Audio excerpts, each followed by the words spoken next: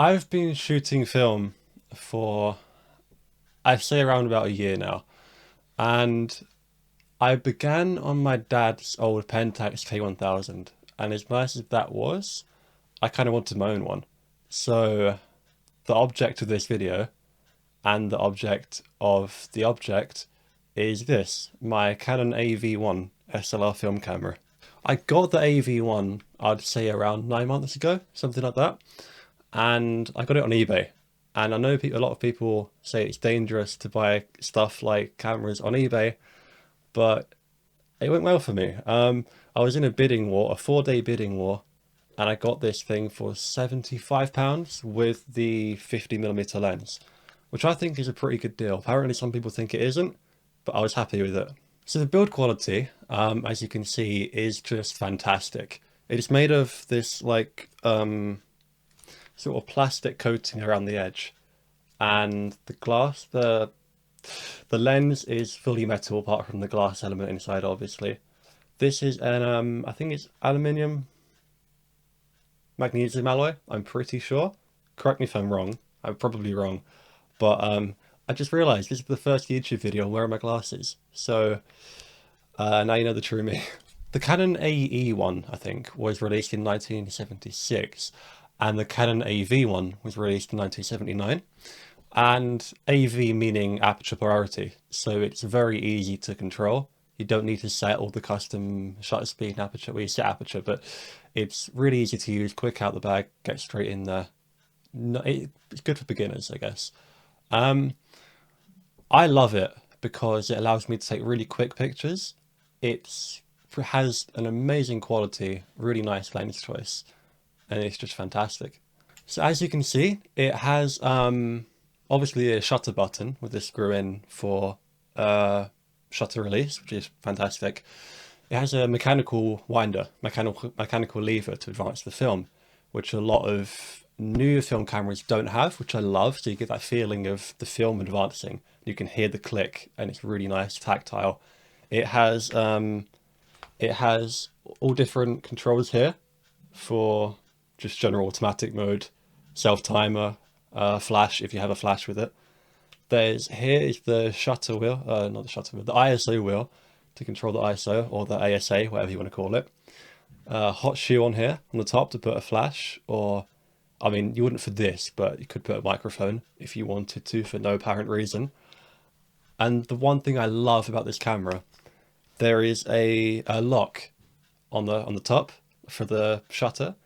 So to stop yourself accidentally taking pictures, which I've done so many times and wasting film, there's a lock on the top so you can lock the shutter off. So even if you press it down, it won't take any pictures, which is fantastic. This camera is a relatively popular one. I've seen it anytime you go on eBay, there will be one there. It's often cheaper than the AE-1 because people crave the fully manual aspect of the AE-1, and they kind of love that.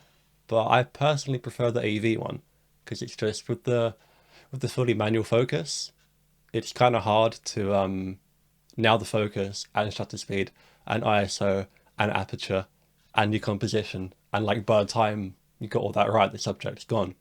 So for my preference, I love the AV-1. To focus the camera, because it is manual focus, there's in the middle, when you look through the viewfinder, there is a prism, and when it's out of focus, the two semicircles will be like disaligned. Then when it goes in focus, they'll slowly align. And I kind of love that about it, because you don't have to rely on your eye to tell if it's in focus or not. If the prism is aligned, it's in focus. And coming from an autofocus system on the Canon 60D to a fully manual system is very difficult. But having that prism kind of helps a lot. With it being obviously a film camera, you need film. And as you can see here, if you can, here, I have my lovely parade of film. And if I just take all those, oh, that's so neatly arranged. Oh my God. I've never actually used this one. It's a TruePrint 200 ISO. ISO, for those who don't know, is the sensitivity or the film speed. So if it's ISO 200, that's kind of low, so you'd use that indoors. Be a really nice fine grain. something a bit higher, if we have anything here, maybe this one, Ilford Delta 400, is slightly higher, so you can use that in a bit darker conditions. Did I say 200 indoors? I meant the 200 for outside in bright sunlight. This is, God knows what this is. Something from the 90s. Colorama, smart film. Anyone knows what that is, let me know. Ilford Delta 400 again. We have more true print. More true print. More stuff that I don't know. Basically, use whatever you want.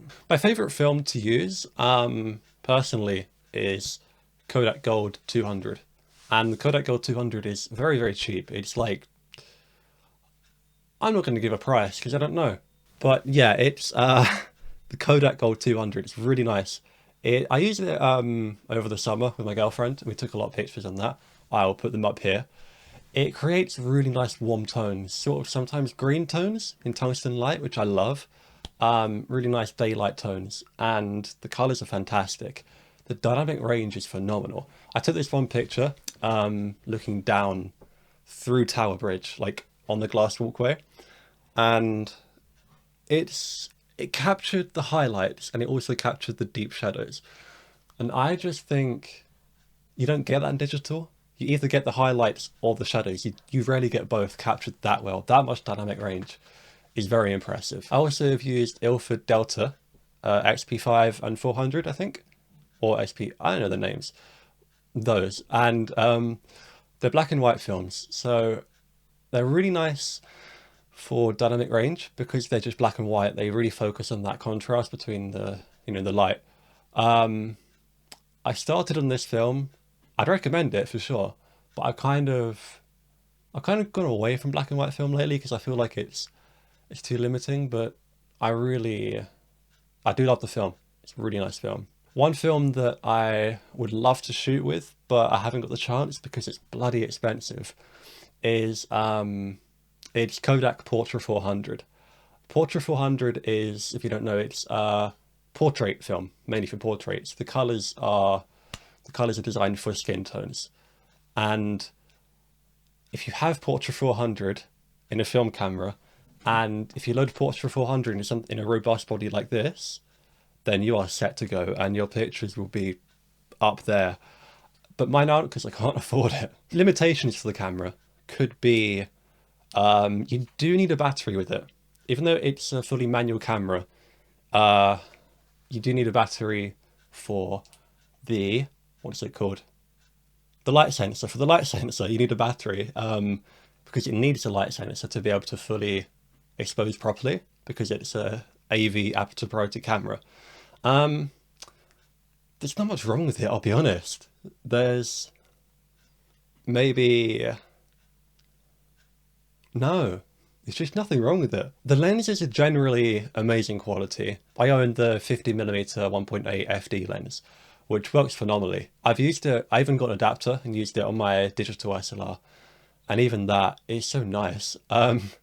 I did, however, run into a circumstance from my girlfriend, and I'm not sure if it was her being her or if it was an actual manufacturing problem, but this was her lens, and as you can see, it's not got anything on it, and it's, yeah, no, it's fucked.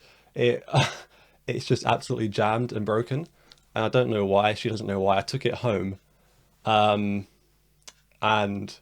tried to fix it. I put it in a vise and used pliers and whacked the shit out of it, and no, just no. So yeah, that's my very, very informal review of the Canon AV-1.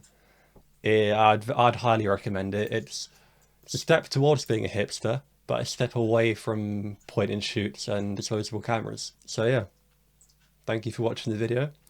Press that subscribe thing if you feel like it. You don't have to. I just like it because I'm obsessed with numbers, and numbers give me validation. Validation makes me make more content, and more content means I'm happy. So if you want to make me happy, then, which you obviously do, because everyone wants to make everyone happy, that's psychology, unless you hate me, what? Subscribe, like if you want. I don't really care about that. Leave a comment if you feel like bullying me or complimenting me, either or.